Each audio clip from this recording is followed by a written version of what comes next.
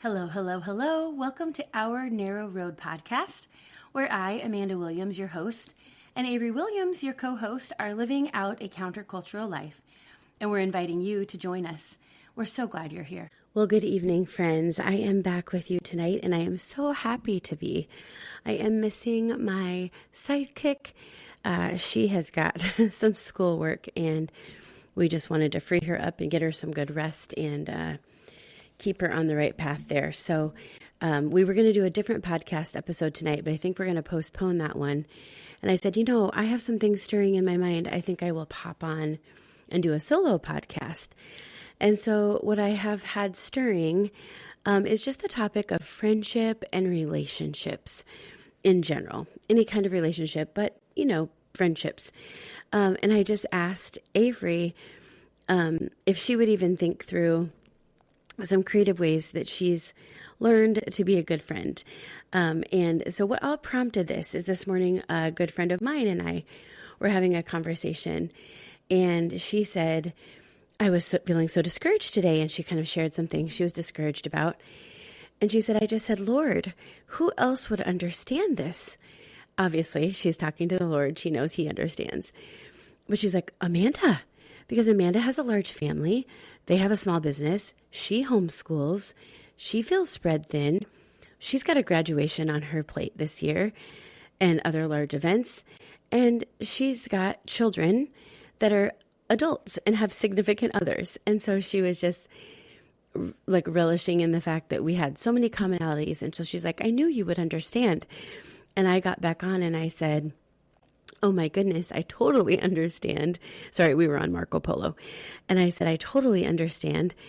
I said, I've often thought about how God has put people in my life strategically so I wouldn't feel alone. And I've often thought that about you as well. And so I kind of started thinking back to when I first met her and we became good friends. We actually went to school together, but didn't know each other well until years later. And, she was a pastor's wife. I was a pastor's wife. We had, rubbed shoulders a bit through ministry. It just, I don't even know what to say. We kind of knew each other a little bit through ministry and kind of kept up with what each other was doing. But, she had kids before I had kids, and she had a large family. I had a small family. And so it wasn't even until maybe just a year or so before we adopted our three youngers that her and I kind of got reunited over alternative medicine, actually. And so I was just telling her how amazing it was that God put her in place before we did foster care and adopted. She had had some experience with that as well. And it was just so beautiful to see how God went before us and was providing a friend in that regard, who had experienced some of that, could, help me feel less alone. And then as our families have grown together and they're the same size now, we have so many things in common and we're able to be there for one another on the daily. We literally watch the sunrise together almost, and visit in the mornings and then throughout the day if we can. But she's just such a treasure. And I was just like, wow, yes, Lord. It is so neat how you put people in our life during certain seasons that we can both give and take from one another and spur each other on in the Lord. And so I just wanted to talk about that tonight because I know that there are, as women, I think, and I don't know if there's any men that listen, but for sure I know as women, since I am one, that a lot of times we go through these stages of loneliness. And we can often suffer in silence. And I remember even as a young girl, school age, you go through these bouts of loneliness, like, oh, nobody likes me. I don't have any friends. Wah. But, even in those trying times, God is preparing you for something. And I often found God was preparing me in times of loneliness for ministry, because there was a lot of times of loneliness when we were early married. We lived in a different state. My husband was just getting his feet wet in ministry.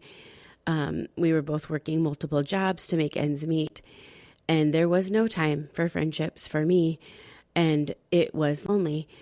And that really got me through. I had practiced, how do we cling to the Lord during those time periods? And then fast forward, we moved back to Iowa, and again, starting at a new church.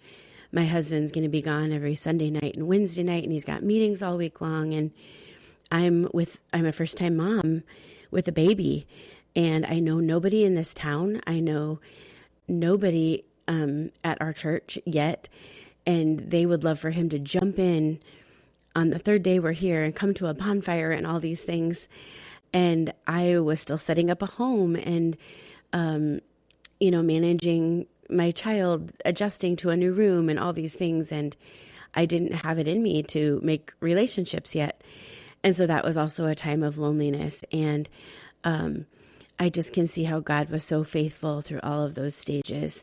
When Aiden and Avery were first young, he brought another family to town that knew no one, and they just happened to come to VBS at our church. And we became the best friends for years as our kids grew up together. And I still value her so much. Like, we can get together and pick up where we left off. We're both laughing, and it's just such a joy. But we both have completely different lives right now, and not a lot of our paths are crossing. But I love her dearly, and she is like a sister to me. And then from there, I can just remember different people in the homeschool community that came alongside and were a blessing to us. And as we were in ministry, other ministry partners that were a blessing. And it's just very beautiful to look back and see, even in times of loneliness, the Lord was strategically placing people that he knew would be a blessing and that we could be a blessing to. And so I just wanted to just kind of prompt that thought in us tonight. Joy Clarkson is a gal that I follow. Her mom is very inspirational in the moms community. She's a mentor to many moms via the internet. And now her daughters have grown. Her sons and daughters have grown, and they write books, and they're very encouraging. And Joy Clarkson often talks about a friendship being like a tennis match. And I thought this was so cool because she wrote this book with her sister and her mom called The Girls Club. And in it, it's talking a lot about friendship and about how we need to be initiators, especially if we're believers in the Lord and we have Jesus. We aren't often going to be invited and that kind of thing. But if we initiate or welcome people into our home, that can really be a great launching for other women to get together. And so she said, it's kind of like a tennis match when you're meeting somebody new. You serve the ball and it either drops at their feet or they serve it back. And she said, I have a rule. I will serve the ball 3 times. And if it's not returned, I know that maybe that's not a relationship that the Lord has for me at this time. It's not going to work out for me if I'm carrying the load, if that makes sense, the whole time. There does have to be some effort, but it was very encouraging to me that, yes, I should initiate, I should invite, I should welcome, I need to, be vulnerable and give yourself 3 times. And if it's not returned or not working out, that's okay.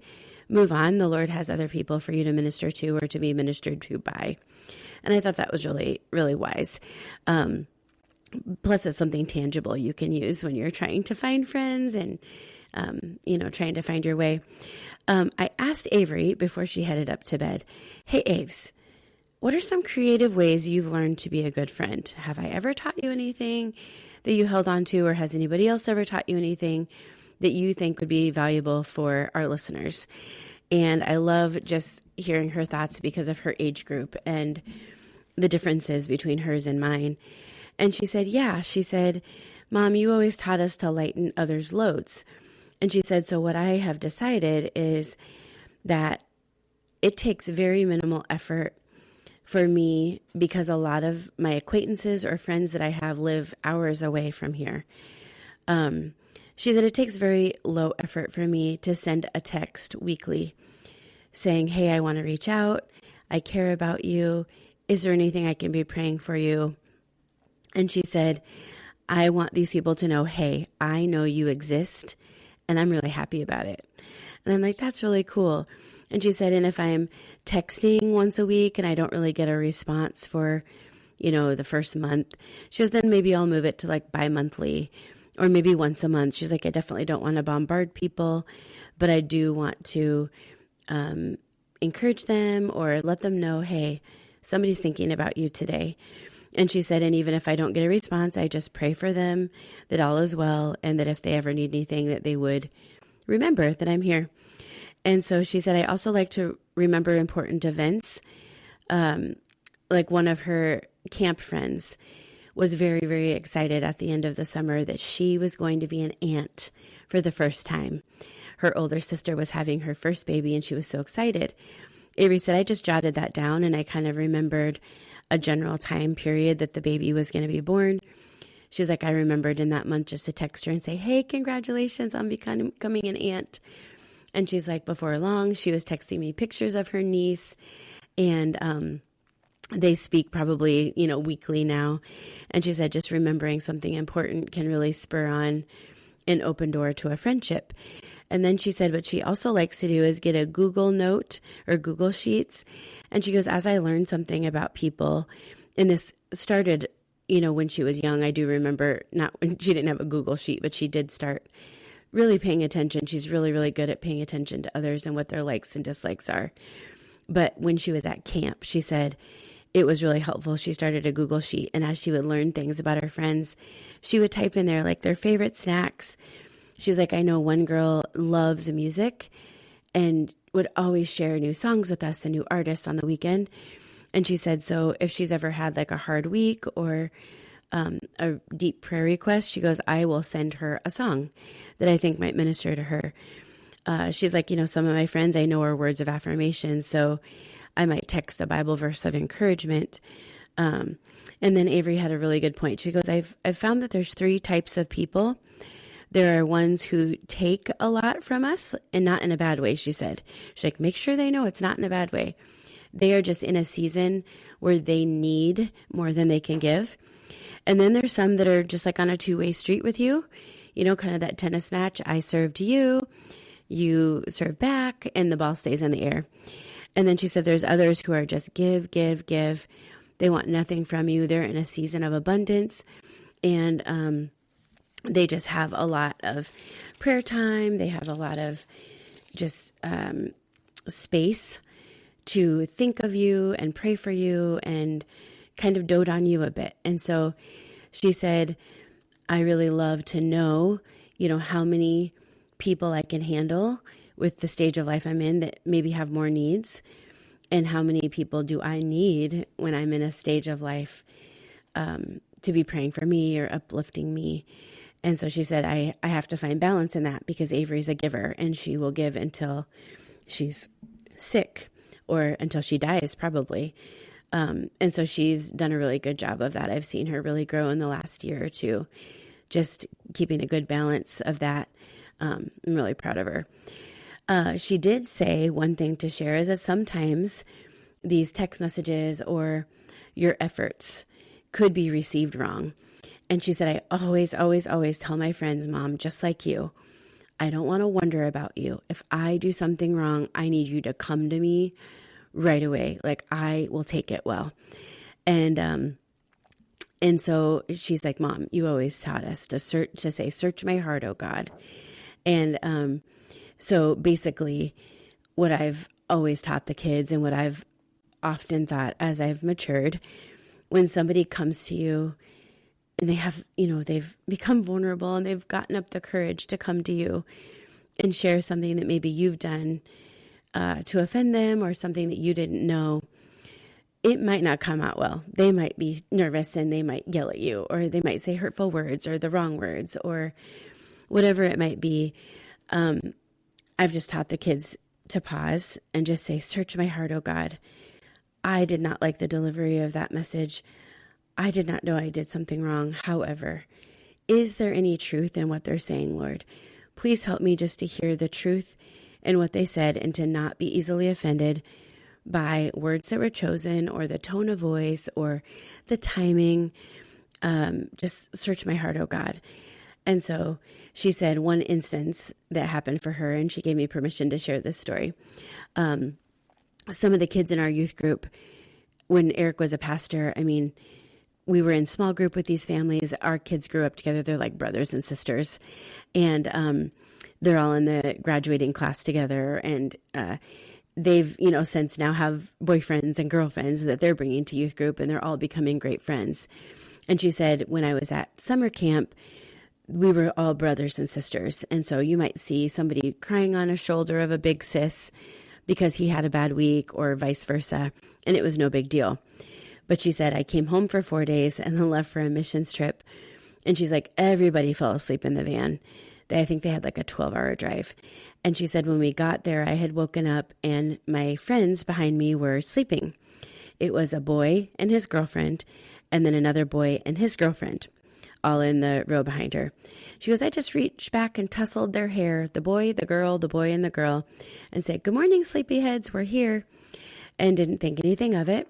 They go in, get settled, and she said, all of a sudden, one of her dear friends comes to her, and she's like, oh, Avery, I know you meant nothing by this, but for some reason, when you tousled my boyfriend's hair, it just rubbed me the wrong way. And Avery's like, I stopped in that moment. I was like, search my heart, oh God. He is literally a brother to me. I would never, ever have any flirtatious motivation like that. And she's like, but I remembered that she had shared in the past some things she'd been through. It made perfect sense. And she goes, I just humbled myself and I said, oh, I am so sorry. I meant nothing by that. Please forgive me. I'll be more conscious of that. And she's like, we have a great relationship now. And I was so grateful that she came to me and was bold and courageous. And so one of the things that I like to do, so there's two things. We're either offending someone, it seems, or maybe someone's offending us. And so let's switch over to that now. If someone offends us, how do we handle that to honor God? So I have this flow chart that I keep. And so just to give you kind of a visual, there's a box at the top. And in that box, it says, someone offends me. And then there's a kitty corner arrow on the right and a kitty corner arrow on the left. And it points to a box. So we're creating a flow chart with one box centered at the top. And then there's a left column of boxes and a right column of boxes. And so on the left side, if someone offends me, we move to the left side. I have two choices. I can, number one, tell people about it. That's in the left box. Or in the right box, I have go directly to God in prayer. Okay, so that's the beginning of our flow chart. So let's jump over to the left and find out if someone offends me and I decide to go this route, this is kind of what happens. I decide to tell people about it. Let me just give a fictitious example. Let's say I have an Airbnb and a friend of mine wants to rent it out or something. And at the end of the weekend or the week or whenever, I go in after they've checked out and oh my goodness, the home is disgusting. They were very dirty. They left dirty dishes. They didn't follow any of the rules on the checkout instructions. And I am so offended. I've got to clean this place and it's just gross. And I'm just so offended and shocked, that this person that I know would leave things in such disarray. Remember, this is all fictitious story. I have no Airbnb. I wish I did. So then my choice is I decide I'm going to tell people about it.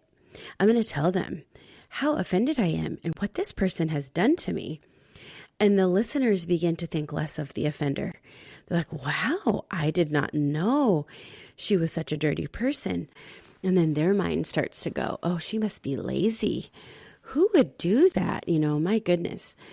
And so then what happens is they join me in speaking negatively about the offender. So now they're going out and telling other people, and I'm going out and telling other people. So here is what we have succeeded in if we choose this route. We have caused others to sin.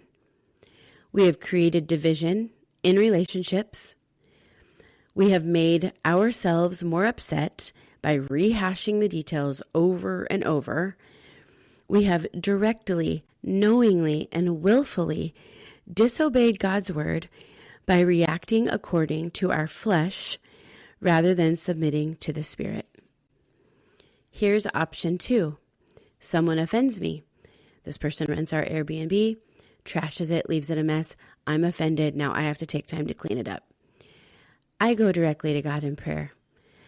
I'm putting the dishes in the dishwasher and I'm just praying to the Lord.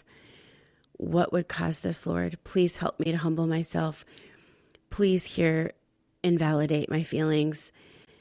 He listens to me and he gives me his better perspective.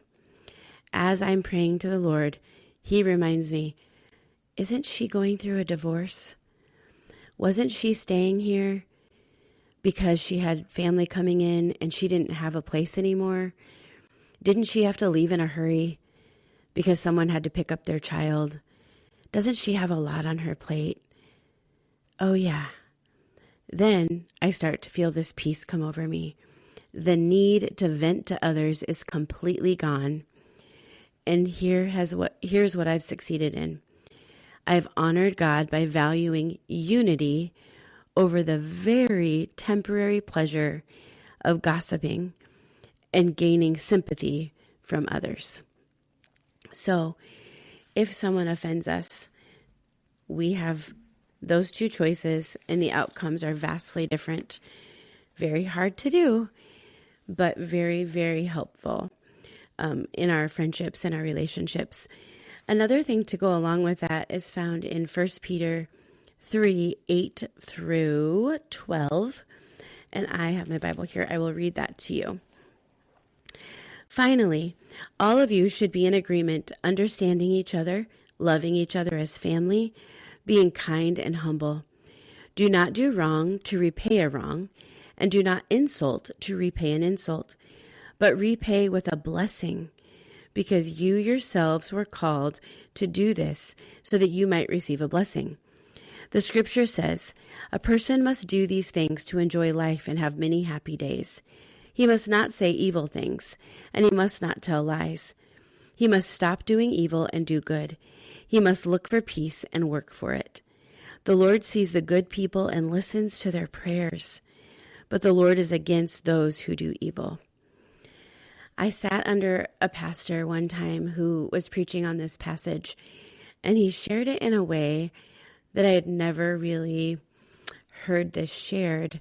I mean, it's kind of obvious here, don't repay evil for evil, repay with a blessing, yada, yada. He said that when we have been offended, when we've been wronged, our number one job is to lead our heart. And I thought, that's interesting. I've never heard that before. Well, in Jeremiah 17:9, it tells us the heart is deceitful above all things and desperately wicked. Let me say that again. The heart is deceitful above all things and desperately wicked. Jeremiah 17:9. How many times have you told someone or have you heard someone tell another, follow your heart? After reading that verse, knowing that my heart is deceitful above all things and desperately wicked, I would never want to follow my heart. And he said we need to lead our heart. And there's 3 different ways we can lead our heart. Number 1, stop talking about the hurt. Every time you retell the story, every time you talk about it, every time you think about it, you stir up emotions and they become stronger each time. It's like kicking up dust, and that dust is going to view your vision. And so stop talking about the hurt.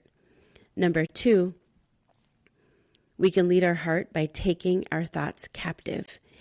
The word captive, when you break it down, actually means to arrest and lock up. The last I knew, if you're arrested and locked up, you're not still free to roam around wreaking havoc. Thus, the same as our thoughts. If our thoughts have been arrested and locked up, they're no longer floating around in our mind wreaking havoc. The 3rd way we can lead our hearts is to think about what I know to be true. example. Oh, I know, she's a great mom. She's extremely funny. Oh, she's been really thoughtful and kind to me in the past. She's been really kind to my kids. So here's a person who's just ripped your heart out, hurt you. And instead of thinking of the hurt and letting those thoughts run rampant in my mind, I'm going to start thinking what I know to be true about this person, the good things. Ephesians 4:29 says, "Do not let any unwholesome talk come out of your mouths, but only what is helpful for building others up according to their needs, that it may benefit those who listen."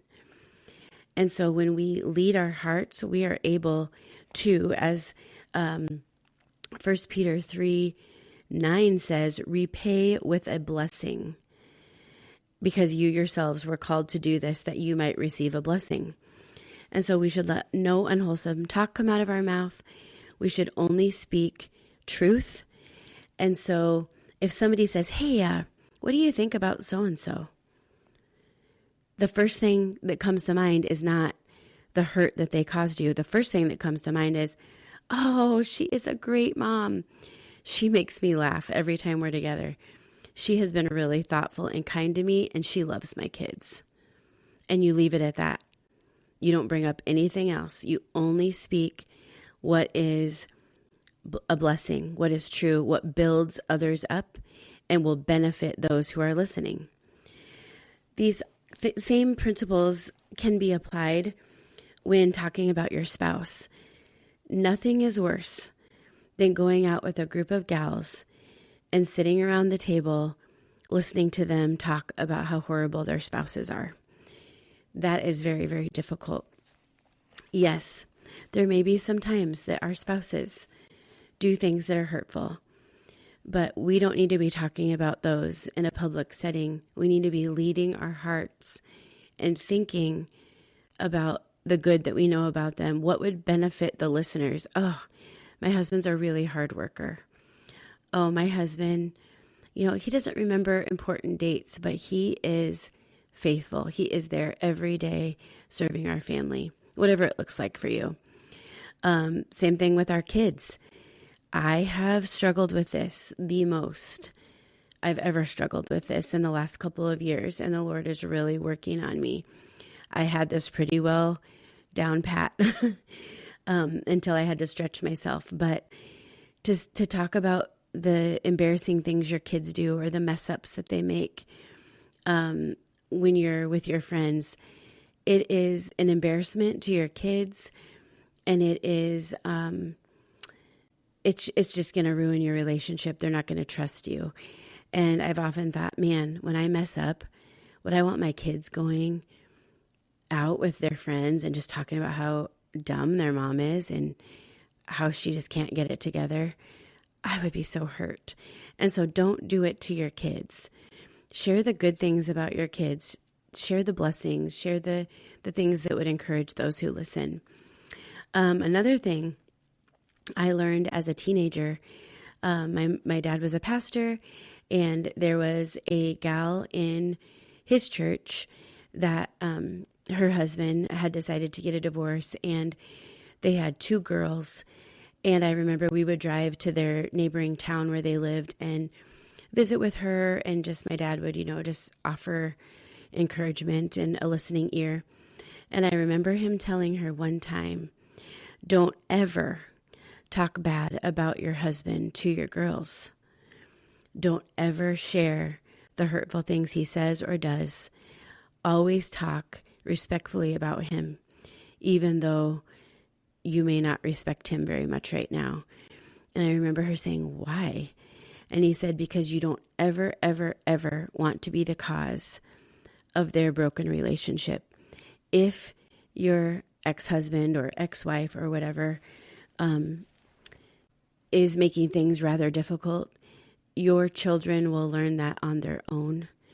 But what they need is they need a parent who's going to fight for unity and who's going to fight for strength and who's going to fight for the blessing." And so my dad had taught her to let the children formulate their own opinion of their parent. And even if the other parent was bashing her, the girls would grow up thinking, wow, mom never said a bad word about anyone. Dad was often complaining about mom, but we just didn't see that to be true in her. And they'll slowly start to learn the truth, and it'll be on their own accord. And I just remember sitting there in awe thinking, oh my goodness, I can't even imagine my parents getting a divorce. I can't imagine any of this happening. And then just this beauty of just be kind with your words, be kind. And I thought, wow, that would be really hard. But what good wisdom, right? Okay, so on a lighter note, okay, some fun ways that you can be a good friend, some creative ways that might be a little different than the norm. I love to get to know people. I love it. And I've been told by my young adult children that this is borderline stalking. I disagree. I think we're from different generations. Pinterest or other social media pages are pages that people post on willingly. Am I right? If you're in my age bracket, I'm 47. These are pages that we post on publicly.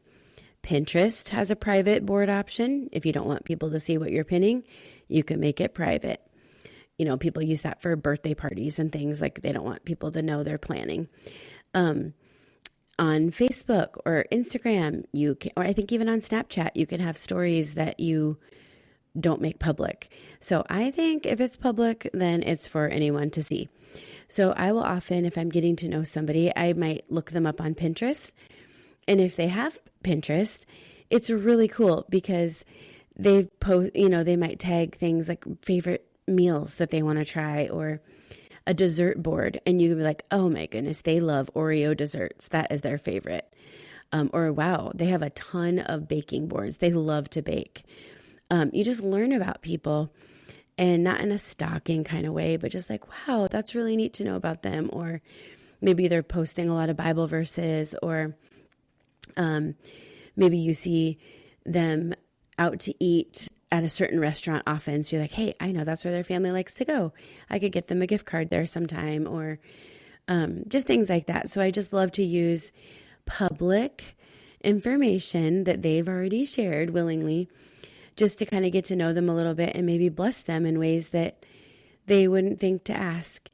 I like to listen to what people share, you know, their needs that they might be having or hurts that they've experienced. One thing that I think is just really overlooked is when you've lost a parent or a child.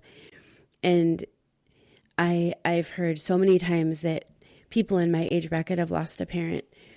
And a lot of times, you know, if you read the obituary or if you're at the funeral and you save the bulletin, I'll often bring that bulletin home, and I'll just hop on my Google Calendar and I'll just put, hey, this is so-and-so's dad's birth date, and this is so-and-so's dad's death date.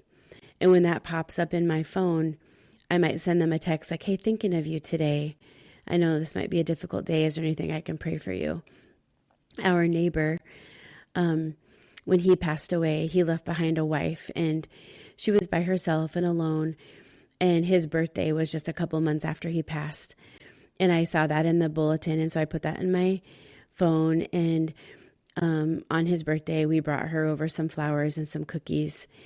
And we just said, hey, in honor of your husband, we want to celebrate with you today. And I know that meant a lot to her. I just think when you lose someone, there's dates that only you know are valuable or important. Nobody else knows. And I think when you're hurting, it's like you look around and the world is just moving on without you. And there's nothing you can do. You know, what's the saying? The world doesn't stop for a broken heart. And so there are certain ways that you can show up for people you love or care about to say, hey, I know you're hurting. I'm thinking of you, and you're not alone.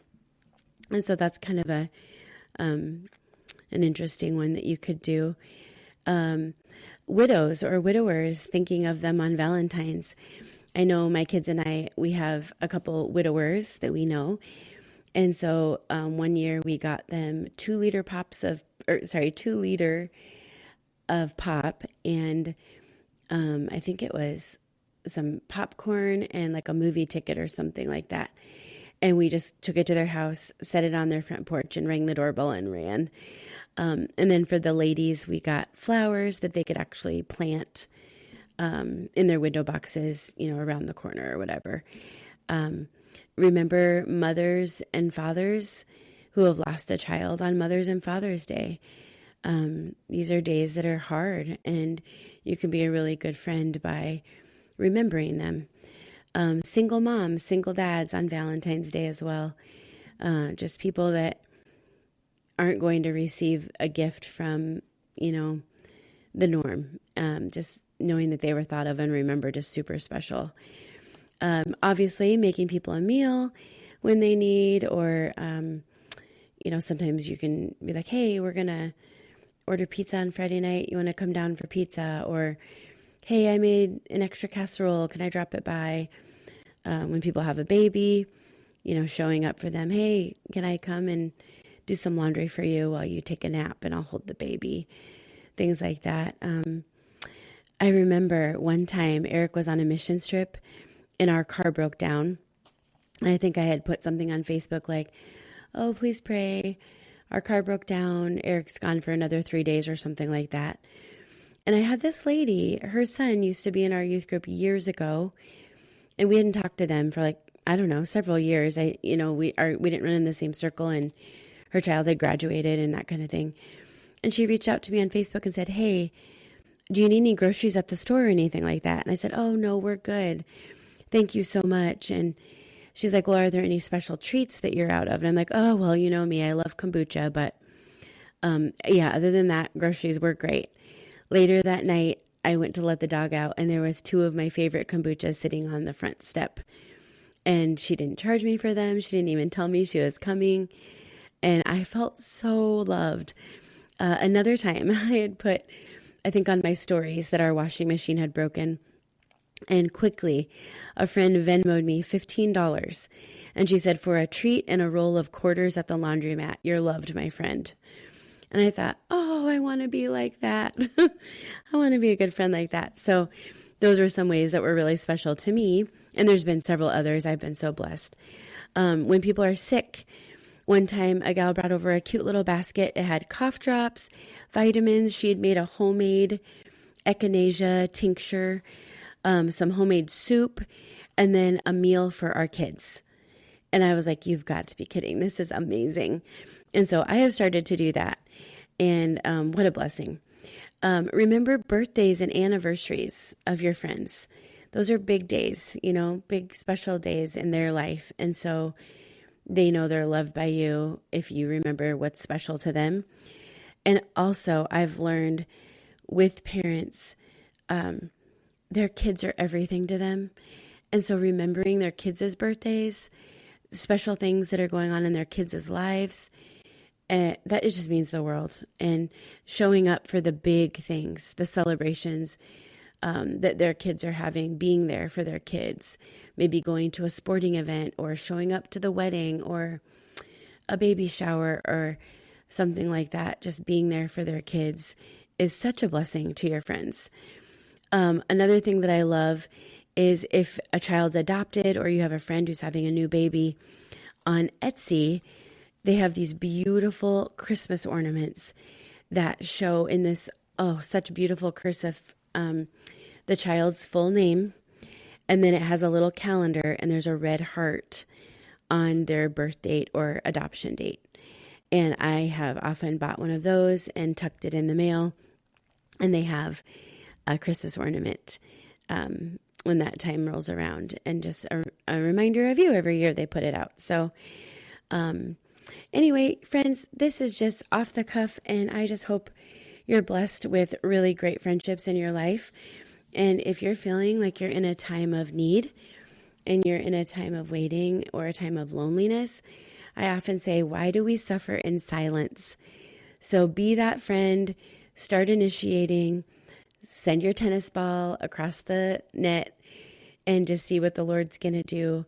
And just be a good friend in order to receive a good friend. And I just pray that you are blessed. And I know that I have been, and Just want you all to know you're loved, and I'm so glad you're here.